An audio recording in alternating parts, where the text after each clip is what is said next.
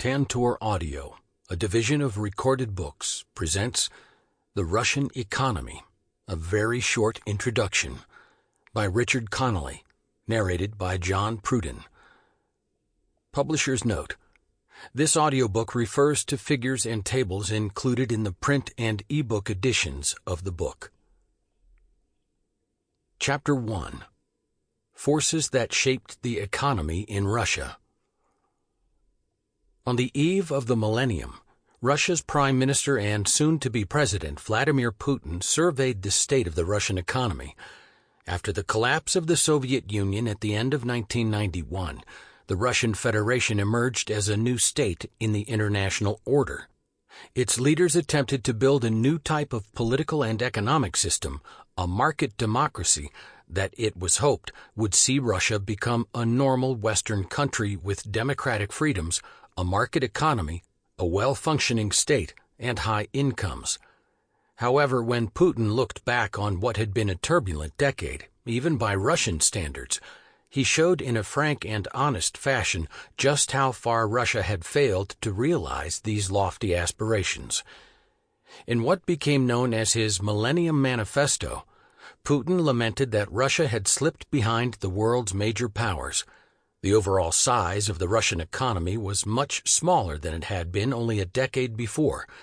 The average Russian citizen's income was among the lowest in Europe. A decade of rapid growth was needed if income levels were to reach those of Spain and Portugal, themselves far from the richest of the European powers. Russia had also slipped down the rankings on measures of innovation and technological development. For a country that only a few years before had led the world in areas like space exploration and nuclear physics, this represented a sharp reversal of fortunes. Lawlessness and weak property rights discouraged Russia's citizens from investing in new commercial ventures.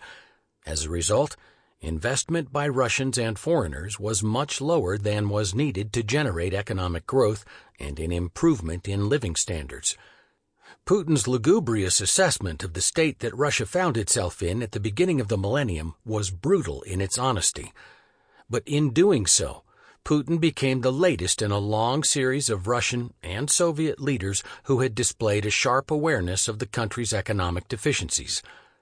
Weaknesses in Russia's legal system, underinvestment in modern economic activities, technological underdevelopment, and lower living standards than other major powers were all characteristics of the Russian economy that had endured over centuries.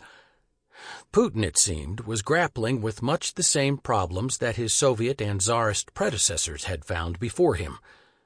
To understand why certain characteristics of the Russian economy have proven so hard to change, we need to go back 500 years to the period when modern Russia was formed. The Russian Empire emerged in the mid-1500s when Eurasia was in a state of extreme flux. The horse-borne nomadic groups that had dominated the Eurasian steppe since the expansion of the Golden Horde in the 12th and 13th centuries began to weaken and then disintegrate, and they were gradually displaced by a number of large, more centralized empires. These included the Ottoman and Safavid empires to the south and the Qing Empire to the east. In the northwest of the Eurasian landmass, the Russian Empire materialized from the Grand Principality of Moscow, or Muscovy for short, under the leadership of Ivan IV, or the Terrible, 1530 through 84. The Russian Empire that subsequently took shape was influenced both by its past, when it was ruled by the descendants of Genghis Khan and the Golden Horde, and the challenges its rulers faced as they attempted to build a viable state amidst external conflict and the struggle for domestic consolidation of imperial power. Any appreciation of why the Russian economy developed in the way that it did over the past 500 years requires at least a basic understanding of how these early efforts at state building exerted a strong influence over the country's subsequent economic development. Over time, several core characteristics crystallized to form what can be described as the Russian national system of political economy. According to the scholar of international political economy Robert Gilpin, each national system of political economy differs in many important respects, but three are of particular importance. 1. the primary purposes of economic activity within a country, 2. The role of the state in the economy, and 3. The structure of private business.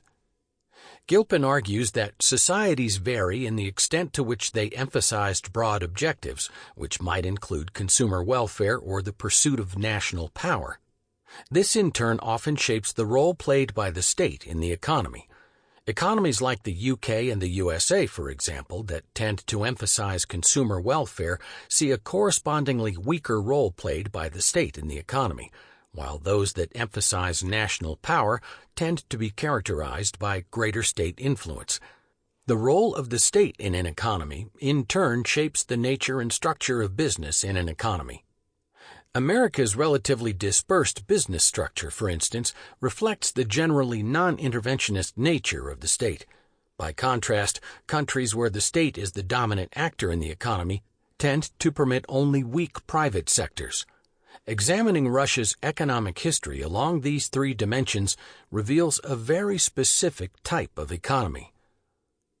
The purpose of economic activity in Russia.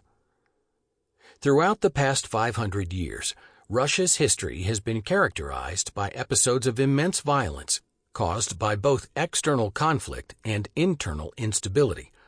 As Muscovy became the Russian Empire in the 16th century, Russia's rulers were engaged in fierce competition with several strong powers to the north and west, such as the Swedish and Polish-Lithuanian empires, and in the south and east with an altogether different threat in the form of nomadic raiders such as the Tatar, Nogai, and Kalmyk bands. The states in the north and west were similar to other powerful European states of that time, possessing sophisticated systems of state control, taxation, and well-organized military forces. The nomadic bands roaming in the south and east were not as well organized, but they were no less dangerous. As well as regularly destroying property and forcibly taking local people into slavery on Russia's frontiers, raiders also represented a serious military threat. In 1571, for example, Crimean Tatars were able to sack Moscow itself. Lacking any real clear or natural geographically defined borders, such as those imposed by coastlines, large lakes and rivers, or mountain ranges, Russia contested its borders with all its neighbors. To be sure, most other states and empires in Europe and Eurasia faced similar problems, but the scale of the challenge facing Russia was greater, largely because it faced a wider range of different threats, from the modern well-equipped armies concentrated in the north and west to the dispersed but more numerous raiders penetrating Russia's enormous and porous frontier to its south and east. This, according to the historian Geoffrey Hosking, meant its army had to be flexible and disproportionately large for the size of its population. The demands imposed by having to deal with these multiple threats to its sovereignty meant that a large part of the Russian Empire's formative years was spent subordinating all other concerns to those of security. The coordination of large fighting forces across one of the largest geographically contiguous empires in the world demanded a high degree of central control. This resulted in very specific forms of state organization that enabled its rulers to mobilize the resources needed to fight and win wars.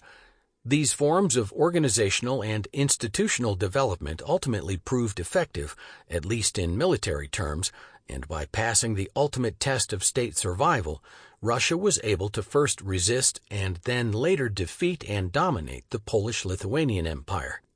Later, in the 18th and 19th centuries, Russia was militarily capable enough to compete at different times with Britain, France, and other European powers.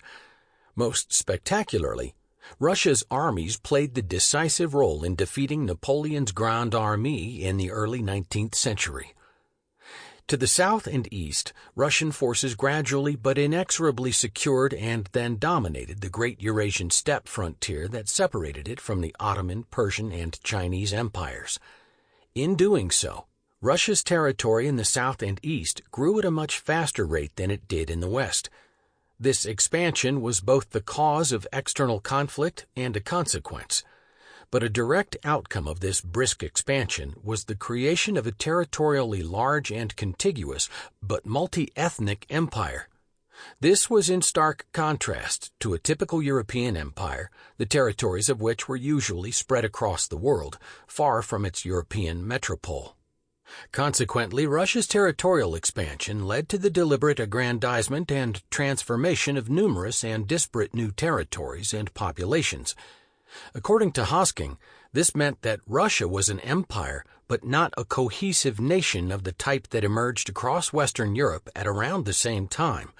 This increased the scope for internal instability, with Russian history punctuated by episodes of extreme disorder as the central state periodically failed to keep a lid on the empire's heterogeneous and often volatile subjects. The paramount importance of maintaining internal order and external security, often two sides of the same coin, caused security concerns to dominate economic development in a way that few other countries have ever experienced. While all countries must ensure external and internal security as a first-order objective of statehood, for Russia these concerns were a permanent and enduring aspect of the country's existence. As a result, there have been very few moments in Russian history where economic activity has not been subordinated to security concerns, with Russia spending a higher proportion of its national income on defense and security than most other major global powers. Mobilizing the resources required to maintain adequate armed forces to deal with the array of potential threats facing Russia, while simultaneously ensuring domestic cohesion and order, has meant that economic policy and the allocation of resources were often carried out in a highly centralized fashion. This resulted in an excessively strong state and a chronically weak private sector. The role of the state. The state has been the dominant force throughout Russia's history, whether in the form of the imperial state of the czars or later in the guise of the bureaucrats who took their orders from the Communist Party. The Russian economist and former policymaker Yegor Gaidar traced the roots of this dominance to the decision of the Muscovite Grand Princes to maintain the onerous Mongol taxation system even after the successors to the Golden Horde were overthrown in the 15th and 16th centuries. Instead of allowing local princes to reduce their tribute to their rulers, the central authorities in Moscow simply replaced the horde as the beneficiary of the punitive system of taxation. This maximized the financial resources available to the state and enabled Moscow to maintain large and effective armed forces that were able to guarantee the empire's independence. And it also helped secure the loyalty of the rulers of local populations in those areas into which the Russian Empire expanded, as Russia's leaders granted local elites opportunities for personal enrichment. But it came at the expense of the wider population and suppressed the emergence of a healthy and vibrant class of independent property owners. One especially important way in which the Russian imperial state was able to generate both military capabilities and tax revenues was through the pomeshchiki, service estate holders. These pomeshchiki were essentially landowners who held their property and privileges, pomestya, in return for providing military service to the state. As the empire grew and developed, these service estate holders paid money to the central treasury and exacted services from the population residing on their land. Known as kormolyenya, feeding, this raised the incentive for both the state and the landowners to ensure that control over the population was tight. After all, this facilitated greater revenues for the landowners and in turn for the state, resulting in the emergence of a sophisticated network of patron-client relations in which revenue generation was devolved to agents working on behalf of the state. Initially, landowners and boyars carried out these duties. Later, state bureaucrats performed similar functions. For Gaidar, the essence of this system, in which the welfare of the general population was suppressed to serve the interests of the state, only came to an end with the collapse of the Soviet Union in 1991. One of the most important consequences of this network of patron-client relations was that obligations to patrons were more important than obligations under the law. For as long as Russia's rulers received the taxes they needed to pursue their wider state objectives, they rarely concerned themselves with how the agents of the state extracted this income. As the economists Stephen Rosefield and Stephen Hedlund put it, it was a callous mechanism for squeezing taxes from a servile population, But Russia's autocrats didn't systematically oppress the people or bother themselves about their plight. They simply permitted their servitors to get the job done, whatever that entailed. This meant that throughout Russia's imperial history, and arguably long after, the core mechanism of governance was not rule of law, but instead the rule of men, in which the patrimonial granting of access to revenues and resources underpinned state control. The use of servitors to extract revenue and help govern the empire's vast territories also explains a long-running paradox in Russia's political and economic history. A state with very few formal controls over the behavior of its leader and officials often only exercised weak control over its population in practice.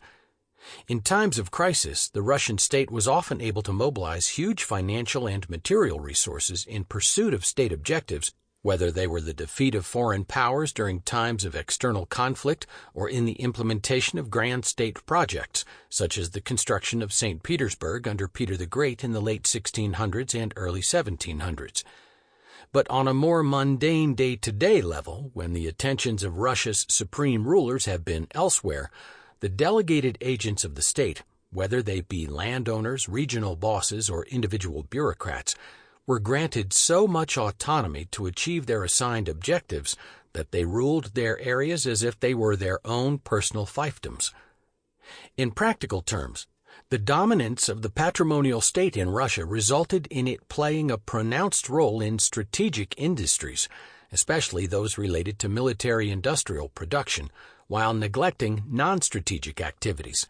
As a result, many industries that would prove to be of importance in underpinning state power at different points in history, metallurgy, railways, and heavy industry, were often placed under some form of state control. Very often, these enterprises were relatively inefficient and incapable of surviving without state support and protection. Because of their links with the state, they were not subjected to market discipline and were able to survive despite their weaknesses. Indeed, the state often intervened in markets to ensure that the playing field benefited those owners and firms that worked with the state. Independent property owners of the type that emerged in Britain during the Industrial Revolution, for example, were not tolerated. The dominance of the state distorted and often repressed the general decentralized allocation of resources that takes place in market economies, that is, through the independent decisions made by households and firms. As a result, a number of structural deficiencies in the economy persisted throughout Russia's history, including a weak financial system that tends to allocate capital only to firms linked with the state, a poor legal environment that acts as a disincentive to entrepreneurial activity, and a low level of competition caused by the dominance of large state-owned or state-linked firms in the economy that suppress innovation. State campaigns to mobilize resources in the economy were usually based on coercion rather than the initiative of market-based organizations. The market's weakness also meant that any period of catch-up with neighboring powers was undertaken only under the initiative of the state. With the private sector weak and the state sometimes unable or unwilling actively to promote economic development, Russia has often been dependent on taxing its most abundant resources, labor and natural resources. Private business in Russia. A logical corollary of this tendency towards state intervention in the economy was that private property rights in Russia were always weak. To be sure, private property and independent business always existed on a significant scale in Russia, at least until the construction of the centrally planned economy in the late 1920s. But property rights were always poorly protected and conditional on good relations with the state. This usually required property owners to both share a sizable slice of commercially generated revenues with the state and to provide resources quickly to the state in times of emergency. If these conditions were not met, or if property owners demonstrated too much independence from the state, private property might be seized and reallocated to individuals who were more inclined to support the state's activities. As a result, the nature of private business in Russia has always been overshadowed by the threat of expropriation. In practice, this meant that owners who had sufficiently strong ties with influential state officials tended to enjoy stronger property rights than those who did not. As such, property rights in Russia were not homogeneous. Instead, their strength in each case depended on other factors beyond legal title, not least the strength of an owner's political connections. This has always been a serious problem for economic development in Russia because poorly protected property rights increased uncertainty for a large proportion of would-be and actual entrepreneurs. The incentive to invest in new productive capabilities such as factories, new technologies, or in acquiring well-qualified workers was drastically reduced. After all, why do all these things if you were unsure that you would own your property long enough to enjoy the fruits of your labor? And why bother introducing costly innovations if you were confident that state officials would restrict your ability to market and sell your goods and services? A far more reliable way to make money was to connive with state officials and block the emergence of competitors, which further reduced innovation and investment in new technologies. This led to Russia appearing as a giant with clay feet among its Western competitors. As the Enlightenment was followed by the Industrial Revolution across large swaths of northwestern Europe and its colonial offshoots, Russia's model of political economy produced comparatively unsatisfactory results. It was, to be sure, a large economy. Its large population and abundant natural resources made sure of this. But in per capita terms, it was among the poorest of the so-called great powers dominating the international arena. As other countries built new industries located in rapidly growing cities, Russia remained a laggard in technological terms, with most of its population continuing to reside in the countryside. This prevented the sort of rapid growth in incomes and living standards observed in the world's leading powers during this period. It also blunted Russia's military prowess. These weaknesses were brutally exposed in the Crimean War, 1853 through 56, prompting Russia's rulers to engage in a long, painful, and only partially successful process of social and economic reform. The country made rapid, if somewhat uneven, progress in catching up with its peer competitors by industrializing and urbanizing at the end of the 19th and the beginning of the 20th centuries. However, just as it seemed to be on the verge of catching up with its more modern competitors, the Imperial Russian state failed in the ultimate test of war, first with Japan, 1904-05, and then with Germany and the Austro-Hungarian Empire in the First World War. Defeat in 1918 was followed by revolution and civil war, resulting in the overthrow of the imperial social order. Nevertheless, the three core elements of the Russian system of political economy, an excessive focus on security, a dominant state, and a weak market, would endure long after demise of the imperial order. Chapter 2. The Soviet Planned Economy. After the Russian Revolution and subsequent Civil War, the newly created Soviet Union was ruled by a sole victorious party, the Bolsheviks, who renamed themselves the Communist Party of the Soviet Union, CPSU. As the country began to recover from the ravages of nearly a decade of warfare, a historically new type of economy was created, the centrally planned economy.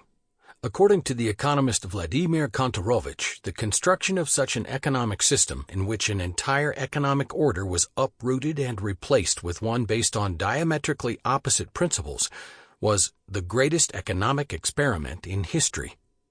During the Civil War, the Bolsheviks ran the economy in those areas under their control with an iron fist.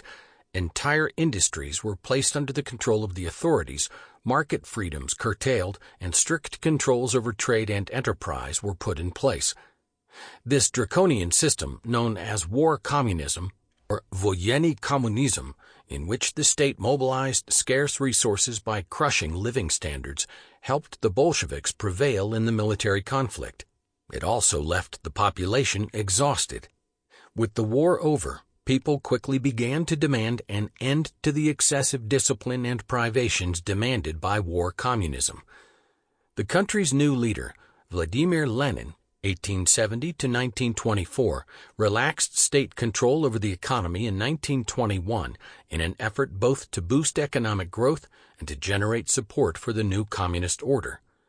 War communism was replaced by the New Economic Policy, NEP, which, according to Lenin, would be a system that included the free market and capitalism, but both subject to state control. NEP partially reversed the complete nationalization of industry of war communism and permitted small-scale private enterprise. It was especially popular in the countryside where most Russians continued to live and work. State control remained in place in the strategically important commanding heights of the economy, including heavy industry and banking. NEP was initially seen as a temporary expedient designed to relax the pressure on the population and generate support for the new communist leadership. However, for many in the CPSU, it was a concession too far. These revolutionaries believed that a truly communist society needed to be built with greater urgency. They believed that the class enemy, capitalists that remained in the country, needed to be defeated before it staged a counter-revolution, that the country needed to industrialize quickly to be strong enough to defeat external capitalist states, and that the Soviet Union should join with workers, the proletariat, from other industrialized countries to foment revolution and spark a global communist revolution. Lenin was left incapacitated and unable to rule after suffering a series of illnesses from 1921 onwards, and a period of collective leadership followed his death in 1924. The fate of NEP and the future of the country's direction of economic development became a key dividing line among those who wished to lead the Soviet Union. Those who believed in the continuation of a mixed economy along the lines of NEP were defeated by those, eventually led by Joseph Stalin, 1878 to 1953, who advocated the rapid state-led industrialization of the country in a fashion that resembled the war communism that had only recently been abandoned. Stalin emerged as the country's leader by 1928. While NEP succeeded in returning industrial and agricultural production to pre-war 1913 levels, he felt that it was necessary to transform the Soviet Union from what was still largely an agrarian economy to a modern industrial socialist economy. To do this, he oversaw a period of rapid industrialization based on a series of legally binding 5-year plans devised and executed by the communist state authorities. These plans required a big push in rates of investment in heavy industry at the expense of consumption and the living standards of the general population, especially those residing in the countryside. To promote industrialization, which in the 1920s and 1930s meant coal and steel production, electrification, and the construction of automobiles, vast new enterprises were constructed at breakneck speed. These included the enormous steel production facility at Magnitogorsk in the Ural Mountains, the largest of its kind in the world at the time. Industrialization and economic policy more broadly was overseen by Gosplan, or the State Planning Committee, which coordinated industrial activity on behalf of the CPSU. Gosplan issued commands to different ministries and enterprises and monitored their implementation. Amidst the chaos of rapid urbanization and industrialization, the illusion of Gosplan control over the economy was often greater than the reality. Nevertheless, its power and influence was vastly higher from the 1920s onward than it was under NEP. The leadership of the CPSU, and through it, the technocrats in Gosplan, were more concerned with increasing the volume of industrial production than they were with whether these enterprises generated a profit. Much of the increase in production took place in industries that served to bolster Soviet military power. State funds were used to ensure that enterprises could not go bust. Known as soft budget constraints, the removal of the need to generate profits meant that enterprise directors were incentivized to invest and expand production, resulting in rapid industrial and economic growth.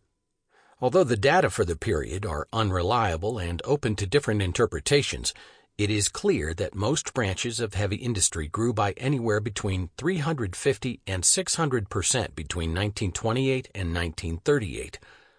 Growth was especially brisk in industries needed to support the expansion of military capabilities. Defense industrial production of tanks, aircraft, and submarines grew at an even faster rate of 1,200 to 1,800%. Production of consumer goods, by contrast, grew much more slowly, although living standards. Sample complete. Ready to continue?